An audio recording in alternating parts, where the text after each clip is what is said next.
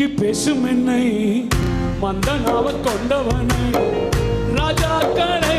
தள்ளி ராஜாவாக்கி நீ அழைப்பே இல்லை என்று அழைத்து சொன்னவர் முன் அரியணை கொடுத்து என்னை அரசனாக்கி நீ மட்டும் இல்லை நான் செஞ்சிருப்பேன் எத்தனையோ பேரை நம்பி போயிருப்பேன் நீ மட்டும் இல்லை நான் செஞ்சிருப்பேன் எத்தனையோ பேரை நம்பி போயிருப்பேன் நான் ஜெபிச்ச ஜெபமெல்லாம் வீணா போகவில்லை நான் விதைச்ச விதையெல்லாம் மாறவில்லை நான் ஜெபிச்ச ஜெபமெல்லாம்